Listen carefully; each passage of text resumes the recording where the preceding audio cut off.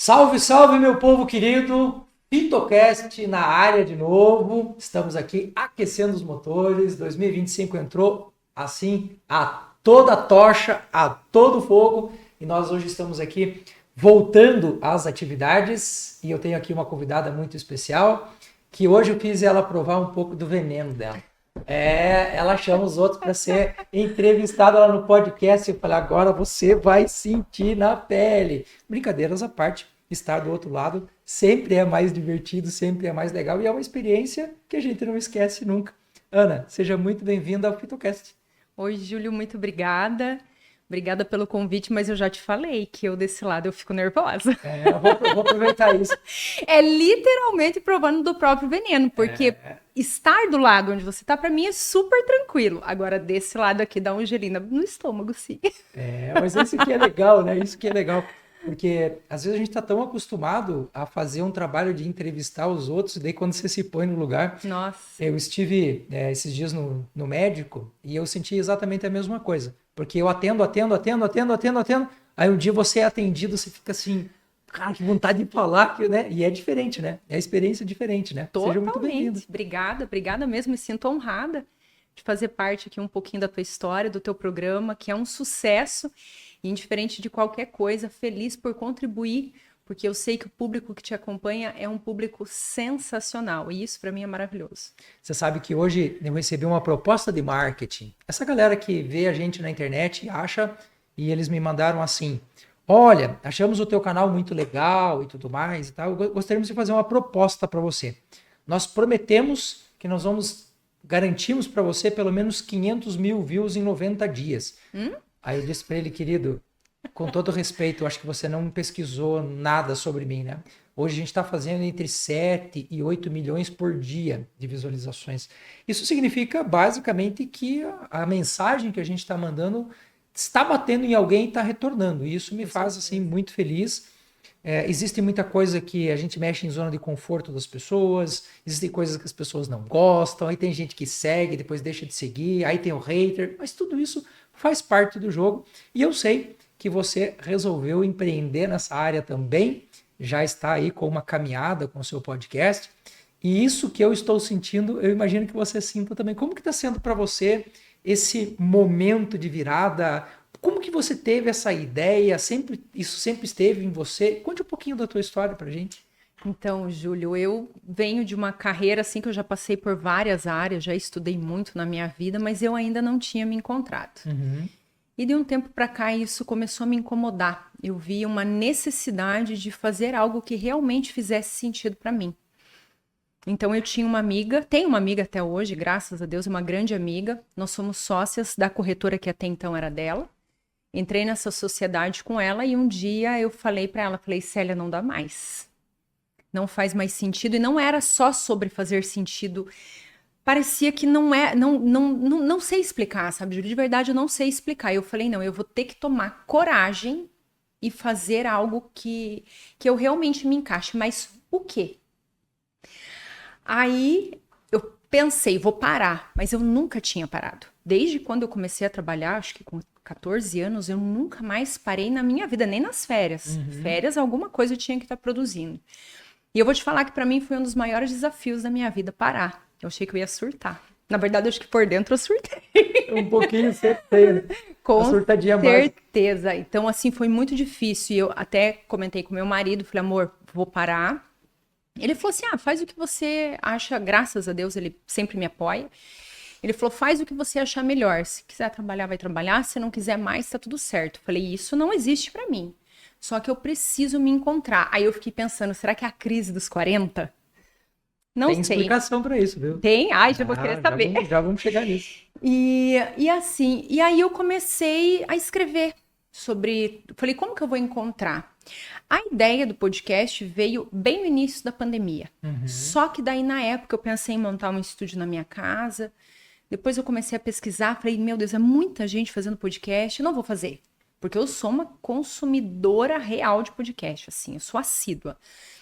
Depois eu pensei e falei, não, e bem na época eu tinha recebido uma proposta para trabalhar num banco, falei, então eu vou para lá, acho que a carreira do banco pode ser que dê certo. Deu certo, mas não deu. Falei, não é para mim, não é isso que eu quero. E aí foi quando eu tomei essa decisão e eu comecei a anotar. Perguntei pro meu marido, você sempre fala que eu sou boa no quê? Ah, você é muito boa para se comunicar, você faz isso, você faz aquilo, eu falei, tá, ele falou assim para mim, o que você gosta de fazer? Eu falei, eu gosto de conectar pessoas. E é muito interessante, Júlio, porque a minha cabeça é assim, se você fala para mim, você tá aqui, falamos da crise dos 40, a minha cabeça já tá fazendo as pontes, assim, ó, com as pessoas que eu quero conectar. Então, ela é sempre, eu tô falando aqui e já tô conectando lá. Uhum. Eu falei, isso não pode ser à toa, tem que ter um sentido para isso. Aí eu comecei a pesquisar, falei, de que maneira que eu poderia conectar o maior número de pessoas? Eu falei, cara, o podcast. Uhum. Falei, o podcast. Eu falei, só que aí tem uma questão, eu não gosto de câmera. Eu não gosto de câmera. É meio contraditório, mas eu não gosto de câmeras, eu não gosto de fotos. E daí, quando eu decidi, eu falei, não, é isso que eu vou fazer. Parece assim que encheu o meu coração. Uhum. Foi assim, para mim, foi uma das melhores coisas da vida. Em um dia eu consegui o estúdio, em uma semana eu estava com o contrato assinado, a logo pronta e a gravação marcada. Então, ali, e até agora, essa semana, conversando com meu marido, ele falou assim, ai, porque eu moro em Guaratuba, né, comentei com você. Então, eu venho para Curitiba para fazer os episódios. E é o meu dia de alegria. Quando eu venho pra cá, falo, meu Deus, dezembro eu gravei alguns episódios por causa das férias, né, pro pessoal também poder descansar. Eu vou te falar que pra mim, se eu não vir gravar, parece que o meu dia não fica completo. Chega a ser estranho, né? Total. E hoje eu não consigo me ver fora do podcast. Pra mim é uma realidade. Sabe, é uma hoje faz parte da minha vida. Assim, eu fico muito feliz, muito, muito feliz mesmo.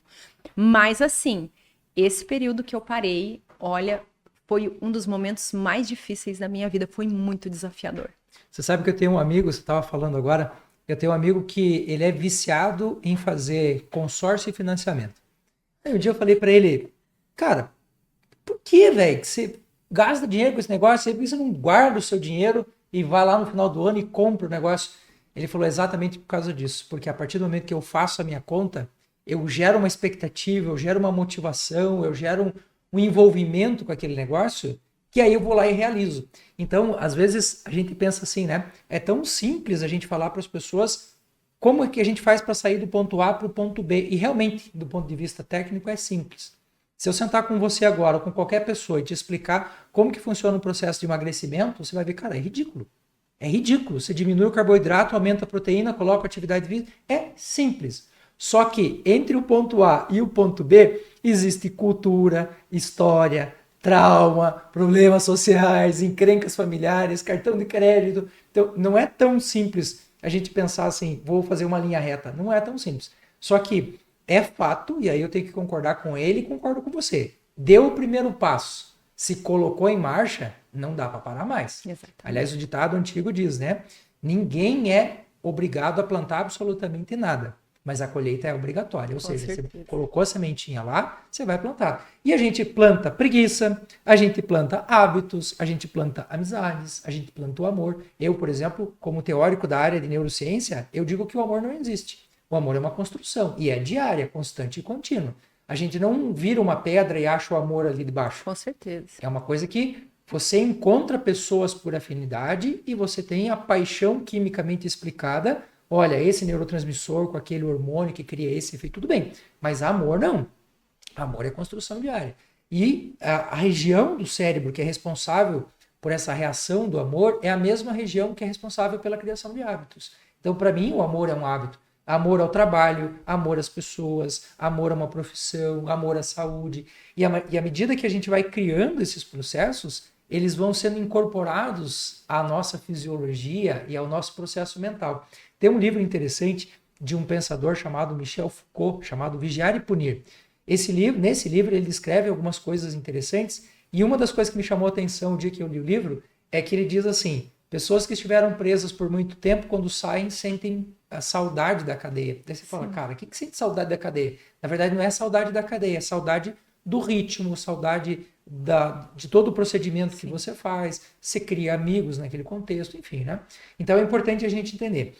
E essa parte dos hormônios, que é uma coisa que me interessa muito, né? Se a gente for olhar hoje, uma das áreas dentro da ciência que mais cresce, da ciência da saúde, é a chamada cronobiologia. Então, o que é crono? É tempo, biologia, é a carne, é o DNA. E a gente, na cronobiologia, a gente estuda o que acontece em cada fase. Então, claro que existem nuances, existem questões ali que podem jogar para mais ou para menos, mas via de regra, aos 2 anos de idade, tecnicamente a gente chama essa idade de terrible 2, os terríveis 2 anos. Ali acontece uma mudança bioquímica, ponto. É simples assim. Aos 7, mudança bioquímica. Alguém tem alguma dúvida de que na adolescência acontece um negócio estranho que muda a cabeça das pessoas? O cara fica inconsequente, antiético, escuta uns troços estranhos, ele muda. Quando chega aos 21, muda de novo. E quando chega em torno, mais ou menos, para as mulheres de 28 anos para frente, já começa uma escalada que mais ou menos perto de 38, 40 anos tem uma mudança muito radical. Mudança hormonal, mudança física. Você vai olhar, por exemplo, a produção de colágeno mudou. Você vai olhar a produção de ácido do estômago mudou. A pergunta que está por trás de tudo isso e que provavelmente a gente só vai conseguir responder depois de morrer, quando encontrar o Criador, é: por que caras d'água você faz essas coisas com a gente? Por quê? Mas o fato é que está ali. E uma das coisas que acontecem, eu sou professor universitário, então eu tenho muitos alunos que eu pego no primeiro, e geralmente primeiro e quarto período, primeiro e quinto período, né? Mas o primeiro eu sempre estou lá.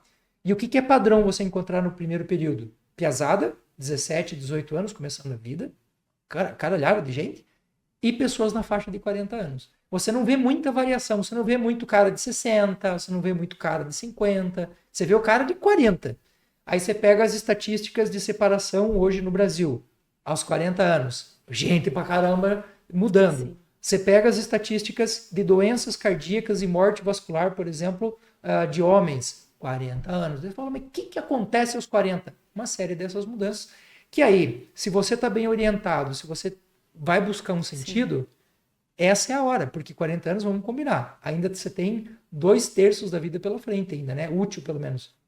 Agora, é mais difícil mudar os 50, é mais difícil mudar os 60. Então, que venha. Né? Agora eu vou confirmar as coisas que você falou. 40 anos, tá caindo tudo, gente. A lei do derretimento, ela é verdadeira. É verdadeira. Com 41 anos, eu comecei a... Nunca tive problema digestivo. Uhum. Socorro, hoje em dia eu tenho que cuidar absolutamente tudo que eu como, porque eu, além de ter criado intolerâncias alimentares, várias questões digestivas, aliás, de todo o sistema digestivo, começaram a aparecer com 40 anos. E uma amiga minha, ali dá uns 2 anos de diferença, ela falava assim pra mim: Ana, quando chegar aos 40, você vai ver. Ela encontrava comigo, ela tá tudo bem, eu tô tudo bem. Ela, eu tô vendo que você tá fazendo crossfit, tá fazendo isso, tá fazendo aquilo. Espera chegar nos 40, você vai ver só. Realmente, muda muito. E a gente tem que estar com o psicológico preparado, porque... É uma mudança tão grande que, se você não tiver com um psicológico bom, você sente. Sim. Você sente os danos dessa mudança. Coisas que você comia, você não pode comer mais. Deitar e dormir. Graças a Deus, eu tenho uma qualidade de sono muito boa, mas as minhas amigas da mesma idade que eu, têm guerra com o sono. Então, eu vejo assim, tirando algumas coisas que tá tudo igual, outras têm... fora pelo fato de não ter os hábitos alimentares adequados, de treino também, eu vejo que algumas sequelas para elas ainda é um pouco maior. E só complementando ali o que você falou, eu acredito sim que o amor é uma construção e uma escolha. Concordo. Da mesma maneira que nós temos que trabalhar, treinar, se cuidar, nós escolhemos amar todos os dias a pessoa que está do nosso lado. Isso eu acredito, e você falando, ouvindo a tua explicação, complemento que eu sempre acreditei. Sim. Existem algumas correntes da filosofia, da psicologia, da neurociência que estudam isso, que se focam para isso. E uma coisa que sempre me chamou muito a atenção, a gente está falando aqui da cidade de Curitiba, uma cidade maravilhosa, tem um centro aqui pertinho da gente, fantástico, e aqui a gente tem uma rua chamada Rua 15. E na Rua 15 desfilam as figuras mais interessantes que você pode imaginar. Do Oil Man, que é o cara, se você não é aqui de Curitiba, depois procura o Oil Man aí. E assim, a gente tem várias questões. E existe um banco de uma praça, bem no meio da praça, em que se reúnem ali alguns senhores. E esses senhores, eles se vestem ainda como década de 70. Então, aquele sapato preto com branco, sabe? Sim. Brilhoso. Aquele cabelo chanelzinho, para aqueles que ainda têm. As vestimentas clássicas. Esse exemplo é um exemplo que me chama muita atenção, porque Se você faz uma transição de tempo consciente, tranquilo, com a cabeça no lugar, eu não vejo absolutamente problema nenhum em você continuar fazendo o que você acha que para você faz sentido. Por exemplo, eu uso barba há bastante tempo e eu já entrei e saí da moda umas 10 vezes. Então, não é isso que vai determinar se eu vou estar bem ou não. Eu tenho que estar bem comigo. Sim. O problema é que eu hoje vejo, principalmente na área, essa pegada mais psicológica, muita gente com 40 querendo ter 20. Sim. Aí é problemático. Por quê? Porque meu filho tem 19 anos e a gente faz academia junto. Cara, com 19 anos, com uma texto de 2.000 para ele, perto da minha de 500, desculpa, mas não rola, cara. 45. E eu já fui forte como ele, eu já fui competidor, eu já competi em várias categorias, assim, e eu me lembro daquilo. Só que o problema da gente lembrar do passado, sem ter esse filtro do presente, é que o passado, ele pode te puxar para trás, Sim. ele pode te tornar uma pessoa depressiva, literalmente. Porque a pessoa começa, eu vejo muito isso, principalmente em relação às festas. Então, você vai dizer assim, o Júlio está sendo preconceituoso, um cara de 40 não pode ir para baladinha. Você faz o que você quiser da tua vida. Mas quando o cara de 40 tá na baladinha dos de 18 querendo ter 18, é um problema. Porque ele vai sofrer, ele vai oprimir os filhos dele. Eu vejo muito isso. O filho de 18, 19 querendo fazer lá os circuitos dele, que são típicos da própria idade. E alguns filósofos vão dizer, por exemplo, que não existe amizade com um espaço de tempo muito grande, né? Não tem essa coisa de eu tenho 20 e eu tenho um amigo de 50. Não estou dizendo que não possa ter, mas é estranho, é diferente. Esses relacionamentos têm focos diferentes, enfim. E eu vejo isso com um pouco de preocupação, porque muita gente hoje, aos 40, 50, querendo ter 20 e não tem mais força, não tem mais potência. Então, é bom a gente fazer essa transição. E assim, não há nada que impeça a gente de fazer cada transição dessa bem tranquilo. E eu trabalho muito com essa parte, porque o meu público é essencialmente 35+, né? 80% do meu público é assim. E eu sempre tenho falado, gente, 30 anos, mulherada, já está na hora de você começar a pensar na menopausa. Sim. Você fala, puxa, mas eu só vou entrar na menopausa com 40, 45 anos. Só que daí quando entra com dor, entra com problema de sono, entra com problema de peso. Então é importante a gente olhar isso antes. Mas o velho ditado ainda é aquele que prevalece, né? A gente só vai saber o que é aquilo que o pai está sentindo quando você for pai. Você só vai saber o que é o de 40 quando você chegar a 40. Você que é mais novo do que a gente e tem um pouco de sabedoria, olha para o que a gente está falando agora e executa isso. Sim, tem que fazer um banco. A saúde é como se fosse uma poupança, né? Tudo que você puder agregar nela, de alguma maneira, lá na frente você vai colher isso, né, Júlio? Sim. E para aquelas pessoas que estão em casa, Ana, pensando assim, eu realmente não gosto do que eu faço. E hoje existe uma estimativa, não são todas as profissões, até porque a gente teria que fazer uma entrevista com todo mundo e não dá para fazer isso. Então a gente trabalha com estimativa.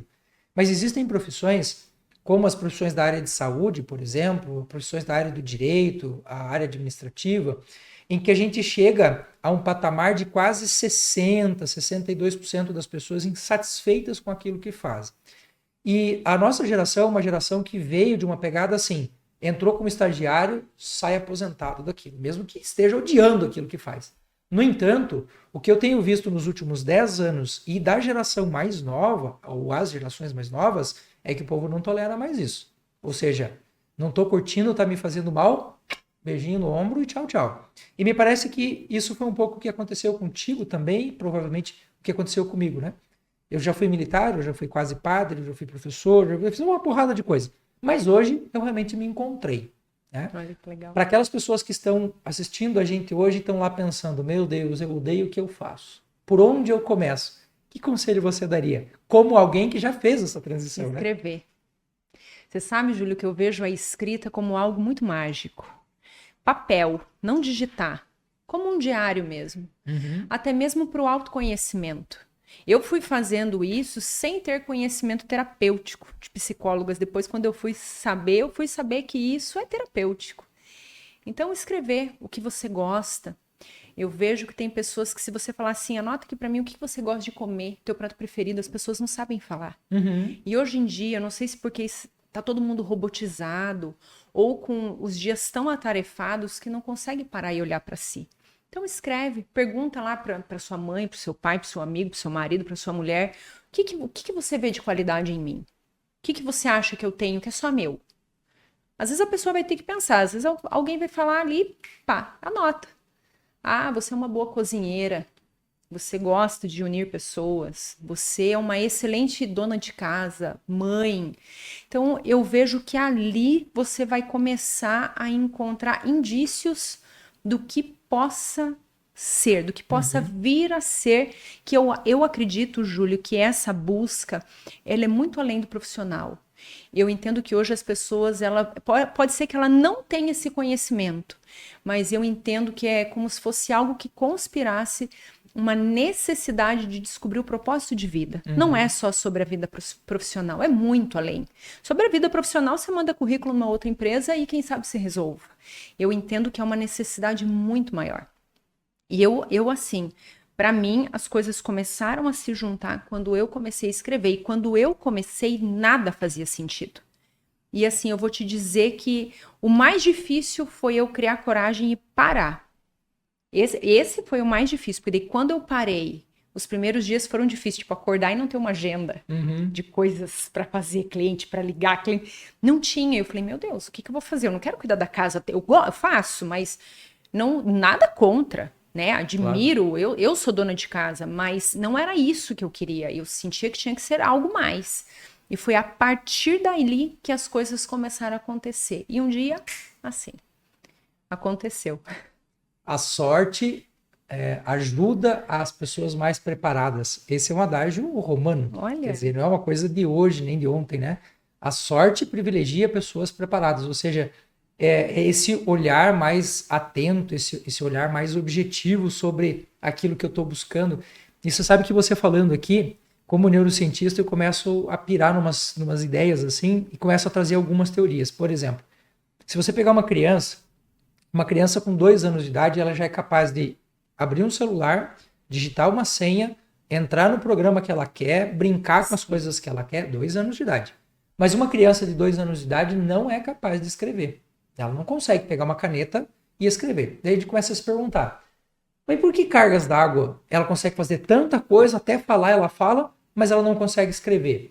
Porque a área que vai permitir que a gente consiga escrever é uma área a gente chama de integração de vários estímulos e é um tipo de habilidade extremamente refinada. Só para vocês terem ideia, para você parar só para pensar, você está aqui me ouvindo agora, o teu cérebro está conversando com você. Você está usando ali 4 ou 6 áreas do seu cérebro para fazer isso. Se você processou a informação, decidiu falar e falou, você vai para umas 12 áreas do cérebro. Então, quando você coloca, né, toda a parafernália aqui dos eletrodos na cabeça da pessoa para ver o cérebro dela se iluminando, é lindo de fazer isso, é bem legal de fazer isso. Quando você põe na mão de uma pessoa uma caneta para ela escrever, a gente está falando de mais de 40 pontos de iluminação do cérebro. Então, o cérebro ele precisa trabalhar muito mais. A gente chama isso em neurociência de ancoragem cognitiva. Então, quando uma pessoa escreve alguma coisa, ela ancora muito mais do que quando ela fala ou quando ela pensa. Haja visto, situação comum, cola de escola. Eu não sei, vou fazer uma cola. Fez a cola, não precisa estudar mais. Olha a cola, nem olha a cola. Isso é bastante comum de acontecer. Então, escrever é algo muito interessante porque ancora bastante. Existe um cara na história chamado Hermann Ebbinghaus. Ebbinghaus, ele fez lá a publicação dos estudos dele em 1906 até 1909. Então, tem mais de 100 anos. E o que Ebbinghaus percebeu? Na época dele, quando o estímulo era o quê? Ligar um botão de luz, acender uma vela, atravessar uma rua, não tinha sinal de trânsito, computador, telefone, não tinha nada disso. Na época dele, ele percebeu que aquilo que passa pela sua memória de trabalho hoje, em 3 dias, 80% vai para a lata do lixo. 3 dias. Não são 3 meses, nem 3 semanas, são 3 dias. E ele elabora uma curva que até hoje é usada na pedagogia, chamada curva de Ebbinghaus. E ele mostra assim, tudo que é importante para você, registre antes do final do dia. Escreva em algum lugar. E aí ele vai dizer, para você pegar isso que é importante para você, que aconteceu aqui, revise esse conteúdo por 3 ou 4 dias e depois, semanalmente, uma vez por semana. E hoje a neurociência já mostra que a formação de rede neural, lá no neurônio, né, você tem lá a formação das estruturas, e quando você provoca o neurônio, sai nele como se fosse uma espinha. A gente chama isso de espícula. E a espícula, quando ela aponta numa determinada direção, ela precisa de estímulo para continuar crescendo. E quando você vai dando estímulo nele, aquela rede neural vai se conectando, uma coisa que levava esse percurso para acontecer agora faz assim, ó, tchum. Isso é o que a gente chama de aprendizagem. Então, hoje na nutrição é muito interessante, a gente senta com o paciente e fala para ele assim, ó, pega um papel agora e a gente vai tentar fazer o teu recordatório de uma semana do que você comeu. Cara, é terrível, porque a pessoa no segundo dia ela já não lembra mais. Se bobear, se eu te perguntar agora o que você comeu no almoço de ontem, você já não lembra mais. Eu ia falar, esse ditado é uma realidade. Vou lembrar o que eu comi, não lembro nem o que eu comi no almoço. É uma verdade. O recordatório de uma semana de alimentação a gente não consegue. Aí o que você faz? O que eu faço hoje como procedimento padrão? Peço para o meu paciente escrever tudo que ele come em 2 semanas, passa um traço e escreve do lado qual sensação eu estou sentindo em tal momento. Por quê? Você falou do intestino agora, né? O nosso trato digestivo, após os 40 anos, ele leva entre 28 e 35 horas. Então, se você tem uma determinada reação no seu organismo, essa reação é do que você comeu há 2 ou 3 dias atrás. Então, a gente nunca relaciona o que você comeu com aquilo. É mais comum a pessoa falar assim, eu comi queijo ontem e me fez mal hoje. Não é. É bem provável que seja bem mais antigo do que isso. E esse recordatório de 2 semanas é um exercício que qualquer pessoa pode fazer, mesmo sem estar doente. Porque você começa a olhar para as coisas e falar assim, meu Deus, na segunda-feira eu exagerei no café, na quarta-feira eu estou baleado, estou sem energia. Daí você fala, mas o café não é aquele negócio que energiza? Sim, na hora que você toma, ele vai ter um vasodilatador e tal, mas o efeito rebote dele 3 dias depois é depressivo.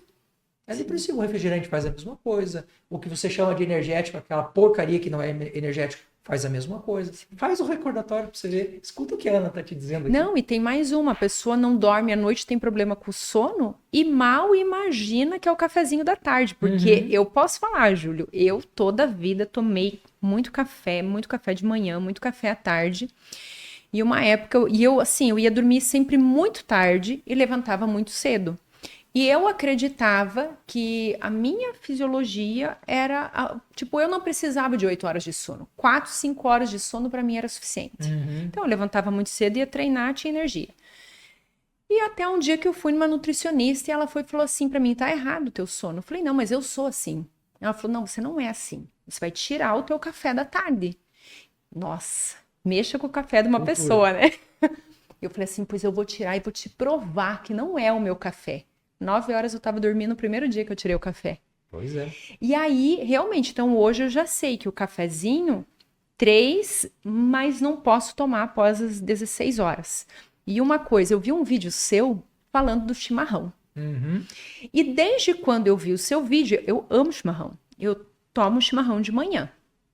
E agora, esses dias, eu tomava, e tinha dia assim que às vezes o sono secava na hora, demorava um pouquinho, mas logo eu engrenava no sono. E ontem eu dei chimarrão, à tarde. Adivinha. Quem diz, e o sono à noite, e eu durmo bem? Eu falo que primeiro eu durmo, depois eu deito. Nossa, e eu sei que foi o chimarrão, porque eu estava tão entretida nos meus afazeres que quando eu fui olhar, era 4h30, 5 horas, eu ainda estava no chimarrão. Falei, hoje eu vou tirar a prova. Dito e feito. Eu lembro que eu vi um vídeo seu que você falou que o chimarrão não pode à tarde. Exatamente, porque a meia-vida da cafeína depende de pessoa para pessoa, mas na regra geral, entre 9 e 12 horas. Então, se você parou às 4, efetivamente você vai estar livre daquela cafeína às 4 da manhã. Às 4 da manhã, na cronobiologia, já não tem mais sono. Sim. Ali o que você tinha de sono para tirar, já foi. Então, é importante a gente olhar para essa coisa do sono, porque hoje, se a gente for olhar a quantidade de coisas que matam neurônios, que encurtam a vida funcional das pessoas, a falta de sono é a que está mais no topo. Você pensa, é a radiação, é o alimento ruim, é a água contaminada, é o estresse. É verdade, tudo isso realmente mata neurônio. Mas sono ruim é o que mais mata, e mata de enxatada. Hoje a gente está muito preocupado com droga, e eu acho que a gente tem que se preocupar, né? Hoje aí está a super discussão sobre a cannabis medicinal e a cannabis de rua. Eu estudo a cannabis tem propriedades interessantes, tem óleos interessantes, mas infelizmente a gente está olhando para uma coisa que é assim, eu estou olhando para a janela aberta e o boi está passando pela porta. Sono, moçada. É de graça, é fácil, é simples. E eu quero que você faça uma experiência, e você que tem em casa faça uma experiência também, de um dia você tirar o teu celular e a televisão e o computador 1 hora antes de você dormir. Só faz isso. Eu sempre falo para as pessoas, você não tem que acreditar em mim porque eu sou o Dr. Júlio. Acredite porque você foi lá, testou, viu o resultado e aí voltou aqui e disse, agora sim ou agora não. Então, se você quiser colocar em prática, coloca isso em prática 1 semana da tua vida. Se não funcionar, faz de conta que você não me conhece. E eu vou te contar que é tão libertador, porque eu já fiz essa experiência. Não por uma escolha, foi mais ou menos uma escolha. Estragou meu celular assim, eu levantei de manhã, não ligou. E eu aqui, de reuniões e tudo, e agora? Onde que eu vou levar para arrumar? Tipo, lá em Guaratuba não é tão acessível como Curitiba. E eu sei que eu fiquei o primeiro dia sem, o segundo dia sem, daí esperando arrumar. Resumindo, eu acho que no 4º dia me avisaram que não ia ter. Daí meu marido falou assim, então você precisa comprar outro. Eu falei, eu não quero. É outra vida. Falei, é outra vida. Aí o que que eu fazia? Eu me organizava coisas que antes nunca deu. Eu me organizava, então eu fazia um meet quando precisava 2 vezes, uma vez ou outra eu ligava do dele e resolvia tudo, tipo que eu demorava 12, 14 horas com o celular na mão, eu fazia em 2 sem o celular. Eu fiquei 30 dias sem, Júlio. 30 dias sem o celular. Daí ele falava, vai comprar o celular de uma vez. Falei, não vou. Tá muito bem como eu tô. Deixa assim mais um pouco. Foi libertador. Eu nunca imaginei isso. Assim, eu ia dormir super cedo. Eu levantava super... geralmente eu levanto bem disposta, mas era muito mais porque eu não tinha... Tipo, era tão organizado, tão cronometrado que eu não tinha problema. E se tinha, eu não estava informada. Isso, sabe uma coisa legal? Se você pegar o teu telefone e entrar na área de ajustes, você vai encontrar lá na área de ajustes uma aba de tempo de uso do teu celular. Se você entrar ali, você vai ficar desesperado. Claro que existem situações em que a pessoa trabalha com aquilo ali o dia inteiro, o WhatsApp e tudo mais. Mas pega só a rede social, lá você consegue fazer isso e veja quanto tempo a gente passa. O dia que eu fiz esse cálculo, eu não acreditei. Eu falei, Jesus, eu estou passando 3, 4 horas nesse negócio. Tudo bem, eu trabalho com internet, eu produzo vídeos, mas não justifica eu estar 4 horas nesse negócio. Isso aqui é um buraco negro que puxa a tua energia, puxa a tua vida, puxa a tua vitalidade. E essa questão do horário da noite, principalmente com a tela do celular, por causa da luz azul que tem na tela, porque a luz azul ela penetra, ela não vai muito longe, mas ela é muito intensa. E como a gente às vezes pode estar no sol, pode estar no escuro, enfim, a luz azul é muito utilizada em telas por causa disso. E a luz azul ela tem uma frequência de 400 e alguma coisa de nanômetros, que quando entra na nossa retina, desabilita no núcleo supraquiasmático a liberação de melatonina. Nossa. Então, imagina que a melatonina começou, ela deveria, né? 6 horas da tarde, 7 horas, você já vai vendo o pessoal ficando meio molenga, assim, é natural isso. Mas entrou no fluxo de luz azul, você foi. Tchau, já não tem mais sono, já o que você teria de descanso já não é mais a mesma coisa. Faz o teste. Eu falo para minha esposa lá em casa assim, quando chega ali perto de 9 e pouquinho, que já é o horário que a gente se prepara para o sono, eu espeto ele lá para carregar, lá no banheiro, e eu repito isso para mim. Se eu não resolvi até agora, eu não vou resolver mais até a hora de dormir. Eu vou preparar minhas coisas, vou arrumar as coisas do dia seguinte e tal. Eu, às vezes, até assistir alguma coisa que... uma série, alguma coisa que está ali, e vou tirando um pouco desse pé do acelerador, deito na cama e pum. Aí o que acontece? Essa semana é a semana de lançamento. Aí o povo manda coisa. Ontem, até 10 horas respondendo coisa, adivinha? Deita na cama, aí o sono já não é mais a mesma coisa. Então a gente tem que tomar cuidado com isso, porque não tem como negar, a nossa vida depende disso, mas é importante a gente dar uma parada. Inclusive, você que gosta de escutar música, meditar e ler à noite, isso pode ser prejudicial se for na iminência do sono. Meia hora antes de dormir é nada. Porque o que a gente já vê nos estudos hoje, e eu fiz o teste comigo e com os meus alunos. Se você entrar no sono pensando no que você estava fazendo, qualquer coisa, uma leitura, você não dorme. E se você estiver colocando música para dormir, teu sono vai para o saco, porque a gente tem 4 fases do sono. Se você entrar no sono meditando, escutando música, qualquer coisa nesse sentido, você não entra em fase REM. Ô, Júlio, e hoje eu vejo assim a dor de muitas pessoas, uma briga eterna com a balança, né? O sono atrapalha nesse processo de emagrecimento, né, de tudo. É o que mais atrapalha. Olha. Eu trabalho com um sistema que a gente chama de 5 pontos capitais, né? Capital é a palavra cabeça, ou seja, a partir daqueles ali é que você vai puxando todos os demais. Sono é o primeiro, reconexão com a natureza, fazer o que a gente está falando agora, dormir no horário certo, pisar na terra. A alimentação vem em terceiro. Óbvio, você não é da nutrição? Sim.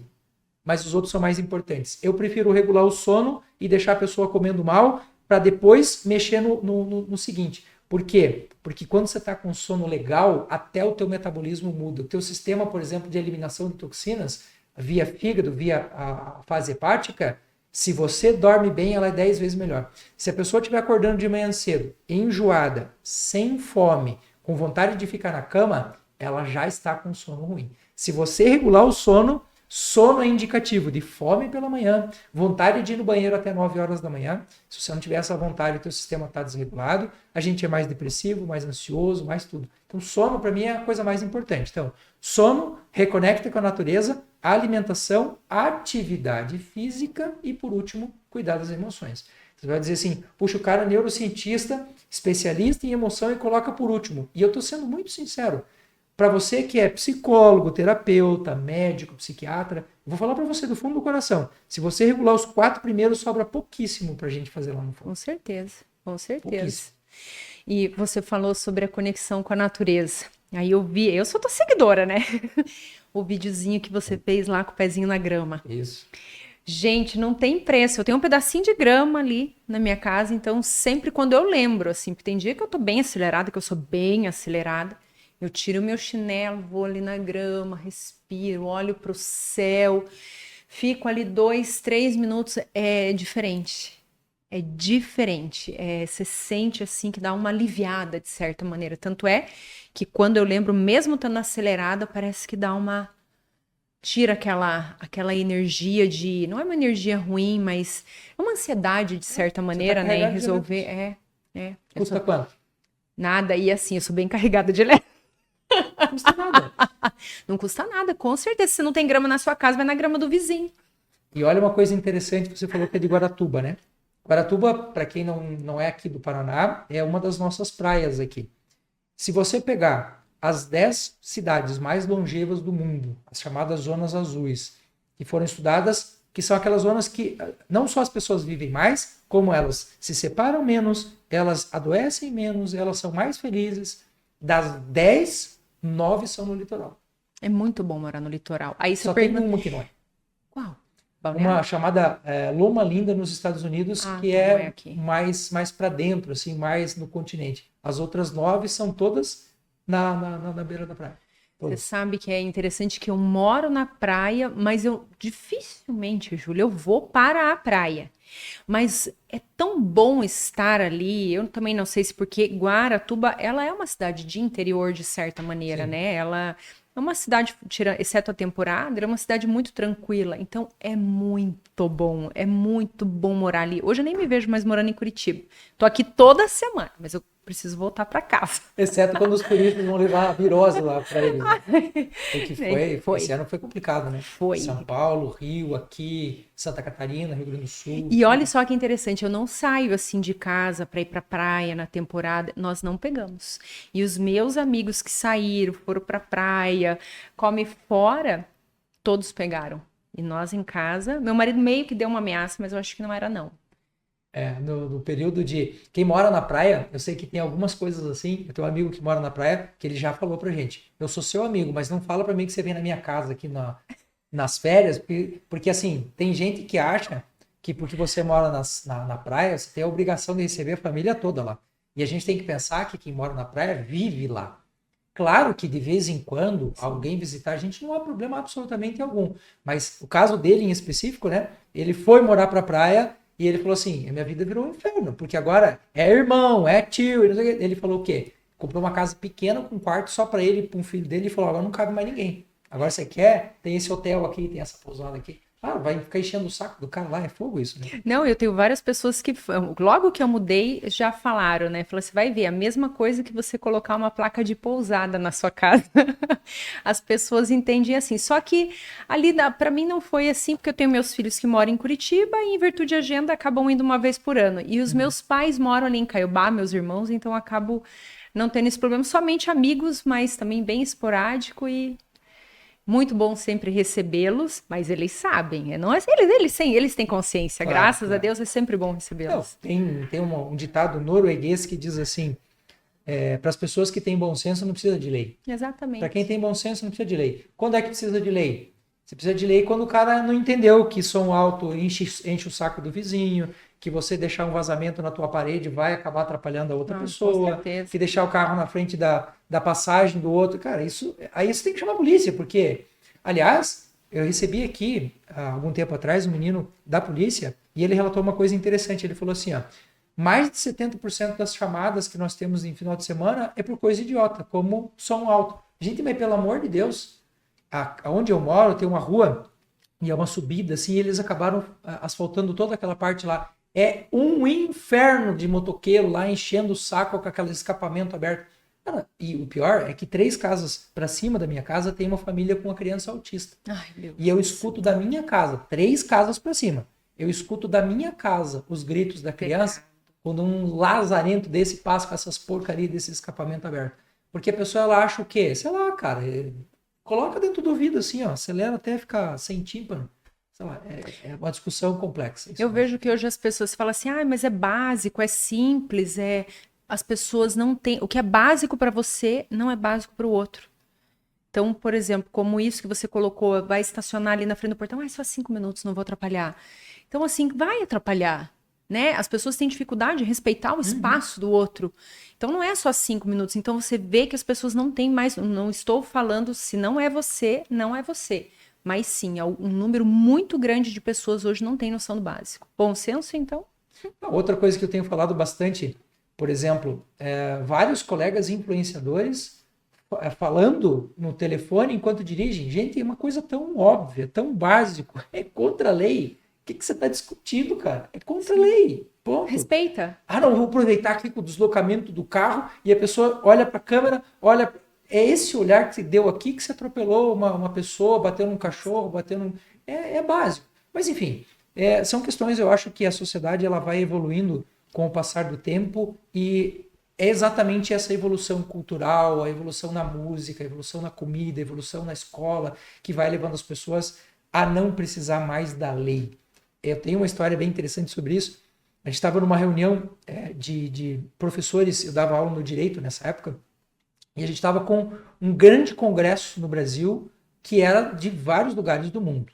E quem abriu, claro, o congresso era aqui na universidade, então quem abriu aqui foi um juiz, um desembargador aqui nosso. E ele pôs o Vadimeco. O Vadimeco é o conjunto de leis que nós temos tudo num livro só, que é um catatal, uma bíblia, assim, né? E ele punha aqui e passou, acho que uma hora e meia falando sobre os benefícios da lei brasileira. Afinal de contas, nós temos o melhor sistema de leis do mundo. E na sequência dele, falou o norueguês. E ele trouxe o Vadimeco dele, que era um livrinho, assim, fininho, livro de bolso, literalmente. E ele punha em cima da mesa, e a primeira fala dele foi arrebatadora. Ele disse o seguinte: se tem bom senso, não precisa de lei. Com certeza. Quer dizer, acabentou com o cara, né? Uma hora e meia falando em uma frase, acabou com a pessoa. Sim, quanto mais se impõe, parece que mais as pessoas querem achar caminhos para não respeitar aquilo ali. E não adianta, é o básico, é você respeitar o próximo, ter amor ao próximo, é simples. Mas começa em casa, né? Se você for parar para pensar nessa questão do hábito que a gente estava falando agora, existe um processo dentro da neurociência que a gente chama de engrama mental. O que é um engrama? É um padrão que você vai criando. Então, suponha que você passou por 30 pessoas. E as 30 pessoas lhe disseram bom dia, bom dia, bom dia, bom dia. Quando você encontrar a 31ª, é natural você, antes dela falar, você falar bom dia. Agora, olha como é que o engrama mental acontece na nossa vida real. Você põe o despertador, acorda e já põe ele no soneca. Ou seja, você nem abriu o olho, você já criou um padrão mental negativo, você já perdeu. Antes de você começar o dia, você já perdeu. Aí tem gente que vai fazer o segundo, o terceiro, o quarto. Coloca 3 horários para acordar, para garantir que vai acordar, porque já está supondo que o dia seguinte vai ser um dia podre para ele. Aí a pessoa levanta, não arruma a cama. Aí ela vai tomar banho, deixa a toalha enrolada em cima da cama, ela vai tomar café, deixa a xícara suja, aí ela chega na empresa 1 hora e meia, 2 horas depois, e ela acha que é ali que vai começar o dia. Não, cara, o dia já começou antes. Você já criou vários engramas mentais antes disso. A gente diz para a pessoa, ema, ema, ema, ema, como é que chama a clara do ovo? O cara responde gema, porque é um engrama mental. Clara, como é que se chama clara? Clara. Por que você falou ema, gema? Porque você criou um engrama mental. E assim a gente vai criando com a lei também. Né? Se você vai criando... Ontem eu visitei uma escola aqui em Curitiba, muito interessante o projeto de uma professora aqui, que ela tem um projeto chamado Mãos à Horta, que ela cria hortas nas escolas. E você vê os espaços estão abandonados, pichados, quebrados, com lixo, sabe? E ela leva as crianças para lá e eles começam a fazer um canto. Sabe, um canto assim, ó, a gente vai fazer aqui, ó, vamos plantar 5 pés de alface. Esses 5 pés de alface viram 10, que viram 15, que viram 20, que daí agora a couve, agora a planta medicinal. E o espaço da escola, que era um espaço mal cuidado, pichado, feio, agora está enfeitado com plantas, a comunidade vem colher as coisas lá, as crianças pegam a verdura que está aqui para ir colocar na merenda. E é isso, a vida da gente é assim. Aqueles espaços que você abandona, o lixo se acumula. É a teoria do abandono, né? Deixa um carro num lugar e deixa ele lá por 1, 2 semanas. Ele vai ficar lá. Quebra o vidro do carro para você ver. No dia seguinte ele já está sem roda, arriscado, já levado, porque é a teoria do abandono. Sim. E isso acontece com profissão também. Às vezes a pessoa fala assim, eu odeio o que eu faço. Tá, mas espera aí, vamos analisar aqui só um pouquinho. Você não queria intensamente aquilo? Você não fez promessa para conseguir aquilo? Você não fez curso para enganar psicólogo, para passar na prova? E aí agora você fala que você não gosta, aí você vai analisar, é aquele dia que a pessoa fala, hoje eu odeio trabalhar, eu não gosto do que eu faço. Então, tem algumas experiências, e a gente tem uma experiência aqui na empresa legal nesse sentido, da pessoa que chega para abrir a empresa e faz uma oração na entrada. Aí você fala, meu Deus, o cara antes de entrar está fazendo uma oração para que aquele dia seja um dia abençoado. Gente, como é que vai dar errado o dia das pessoas? Com certeza. Ô, Júlio, mas essa questão que você está falando sobre a frustração em relação ao trabalho, eu acho que já começa ali. Tomou banho, não arrumou a toalha, não arrumou a cama. Parece que a pessoa já levanta derrotada. Então, o problema não está no trabalho, está nos pequenos hábitos, nas pequenas coisas que vão sim fazer diferença durante o dia. Uhum. Levanta com disposição para ver. Vai treinar para ver de manhã. Às vezes a pessoa não consegue, levanta mais cedo e vai treinar, depois volta a contar. Porque treinar de manhã, olha, é impressionante o que muda a vida. É, total. Não tem comparação. Treinar de manhã é outra história. Eu levanto cedo, 6 horas da manhã. Levanto.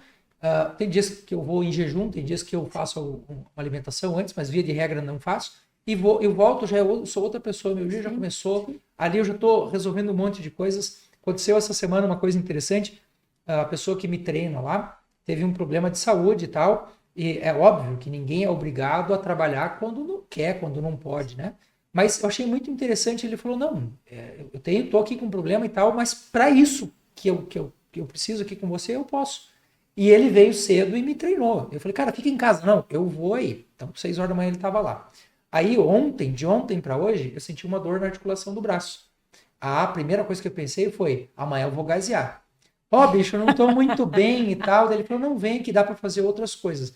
E isso foi um tapa na cara, porque eu me dei conta do seguinte, o que ele estava passando era muito pior do que eu. E ele foi. Então eu falei, não, eu vou, porque eu me senti quase que na obrigação de fazer isso. Mas o interessante é que, depois de fazer o treino, que aí ele me respeitou na condição de limitação que eu tinha, e eu me senti tão bem, me senti tão depois vivo. De estar lá, né? Depois de estar lá, meu Deus, eu também quantas vezes já não fui com preguiça, depois de estar lá, meu Deus, graças a Deus que eu vim. Mas sabe o que eu vejo que hoje a dificuldade das pessoas? Elas não têm compromisso com si mesmas. Elas não se olham como prioridade. Sim. Ela como prioridade, o prazer dela como prioridade, e outra coisa, o fato de você não ir treinar é prazer, isso não é prazer, é boicote. Então, assim, a saúde dela como prioridade. Então, eu não quero, não é sobre querer. É sobre vida adulta, tem que ser feito. Mas eu vou trabalhar cedo. Levanta mais cedo e vai treinar. E pro homem ainda é mais fácil. Mulher ainda tem que escovar cabelo, maquiagem, vai mais cedo ainda. Júlia, você sabe que hoje eu consigo ir um pouquinho mais tarde. Mas eu precisei mudar por questão de saúde mesmo. Na época da pandemia, que eu fiquei com um daninho no pulmão. Então eu tive que mudar. E para mim foi difícil. Mas antes, para eu poder treinar, eu tive a chave de uma academia lá em Santa Felicidade, porque a academia abria às 6, eu precisava às 5h30, eles me deram a chave. Olha que massa. Eu não faltava treino, não importava o frio. Então, assim, é uma questão de vontade, de cuidar de si, de olhar para o que é importante. Não é sobre eu quero ou não quero. Quem quer e não quer é criança. É, isso mesmo. Né? Que se deixa levar pelos seus próprios impulsos e vontades, né? E uma coisa interessante, a gente recebeu aqui esses dias o dono de uma rede de academias, e eu até pedi para ele, a gente vai fazer daqui uns dias uma gravação. Eu quero chegar de manhã cedo, que eles abrem às 5 horas da manhã, e é interessante de você observar, eu já fiz essa observação, mas nunca gravei, eu vou gravar agora um vídeo. As pessoas chegando de cabeça baixa, preguiça, cabeça baixa, com sono, normal isso. Mas o interessante é que na saída, ninguém sai assim. Cara, é impressionante. Você não vê alguém saindo triste, reclamando, não vê. E eu gosto muito. Eu sou casado já há 20 e poucos anos e respeito a minha esposa e respeito todo mundo que está à minha volta. Então, eu tô fazendo essa introdução porque vai ter gente que vai pensar assim, o cara é tarado. Não. Eu gosto de olhar as pessoas. Eu gosto de olhar. Esses dias eu até falei para uma mulher na academia, eu falei, olha, parabéns, porque ela é uma pessoa que frequentava, era acima do peso e tal. Eu falei, eu nem te conheço, mas você tá bem pra caramba. E eu tô falando isso porque você vê a pessoa saindo, ela sai mais bem vestida, ela sai feliz, ela sai de queixo erguido, ela põe uma roupa mais apertada, sabe, isso, cara, é vida. Sim. É vida. E assim, pra você que tá pensando assim, atividade física na academia eu odeio. Gente, existe 1 milhão de possibilidades. Você pode fazer no sofá da tua casa, se você quiser. Você pode colocar uma borracha na porta da sua casa e usar aquelas borrachas para fazer atividade em casa. Não tem desculpa. Sim. E a gente sabe hoje, nos hospitais que eu trabalhava, hoje não estou mais tanto em hospital, que circunferência de perna, circunferência de braço é segurança de vida. Você chegou lá com um músculo na perna, músculo no braço, a tua sobrevida é maior. Isso é um fato. Com certeza, Júlia. Você sabe que eu tô com meu pai. Meu pai tem 75 anos. Assim, passou por um câncer bem pesado. E assim, no geral, tá bem. Só que agora, pelo fato dele nunca ter treinado, ele tá sentindo comprometimento nos membros inferiores em virtude a nunca ter feito o fortalecimento necessário. Então, assim, é um banco que a gente cria. Sim. Né? Então, assim, não é só sobre envelhecer, é envelhecer com qualidade de vida. Funcional. Né? Com certeza. Então, assim, você está envelhecendo, estar bem, com saúde, com mobilidade, porque a coisa mais triste da vida é você não conseguir ir e vir. Faz uma cirurgia aí, nem que seja uma estética para ver, né, que você fica dependente, o quão difícil é. Então é pensar no futuro, pensar em envelhecer bem, gente, isso não tem preço. Isso não tem preço. A maior causa de morte hoje de pessoas com mais de 60 anos, que não sejam por doenças transmissíveis, é quebra de fêmur. Nossa. É a maior causa. Se você pegar hoje e estratificar no Brasil, o que é que mais mata pessoas com mais de 60 anos que não seja por doenças infecciosas? Trauma. A pessoa caiu, ela não tem mobilidade, ela não tem elasticidade, ela não tem músculo, e às vezes, mesmo com tudo isso, cai e se machuca. Mas aí, quando vai para o hospital, você vai ver que a sobrevida dessa pessoa é maior. Então, gente, músculo é seguro de vida. Simples assim. Ana, a conversa vai, a conversa vem, e a gente já passou mais de 1 hora aqui conversando. Eu quero que você fale um pouquinho do teu podcast. Onde é que o pessoal te encontra? Sobre o que você fala no podcast? Então, o Ana Talks, já convido vocês a seguir, a vir fazer parte desse grupo. O Ana Talks iniciou agora a 3ª temporada e essa 3ª temporada vai ser voltada para saúde, autocuidado, cura de todas as maneiras que vocês puderem imaginar ou não, mas vai ser voltado para isso, para essa questão do autocuidado, para olhar para si. Convido vocês, nós estamos no Instagram, Ana Talks Podcast, TikTok, no YouTube, se inscrevam no meu canal do YouTube. E fora essa 3ª temporada, temos lá 56 episódios das temporadas anteriores, 1ª e 2ª, com conteúdos diversos, conteúdos para a família, e que eu sei que de inúmeras maneiras pode agregar. Convido vocês a fazer parte desse grupo. Tem fala minha lá, viu? Tem o Júlio lá, o Júlio é sucesso lá na Ana Talks. Que show de bola. Tem que voltar, Júlio. Me convida aqui. Vamos marcar, já está convidado.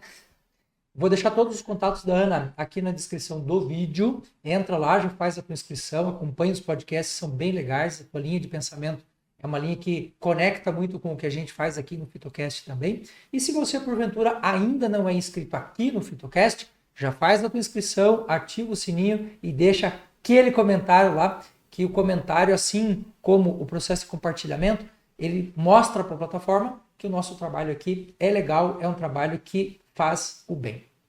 Agradeço muito a sua presença, eu que te agradeço, a toda a sua família, um bom retorno para você, e eu espero ter você aqui nos estúdios do Fitocast por muito, muito, muito tempo. Com certeza, sempre quero voltar sim. Obrigada por tudo e vocês compartilhem esse vídeo. Eu fico, depois que eu saio daqui, Júlio, sei que já deu tempo, mas eu sou tagarela, vou falar. Manda ver. Eu fico relembrando, assim, das falas e várias coisas que você falou vira a chave de muita gente em casa. Então, quando você compartilha um vídeo com tanto conteúdo que ele colocou, gente, uma consulta médica não te apresenta o que o Júlio colocou aqui. Compartilha que com certeza você vai ajudar pessoas e nem sabe, você não tem noção do peso que pode ter um compartilhamento na vida de alguém. E é gratuito. Com certeza. Totalmente gratuito. Gente, super beijo para vocês. Que esse ano seja um ano maravilhoso. Eu sei que ainda vai ter gente que vai ver a gente em 26, 27, 28, 30. Mas agora a gente está gravando aqui no início de 2025. E para você que está começando o ano aqui com a gente, super abraço, super beijo. Tchau.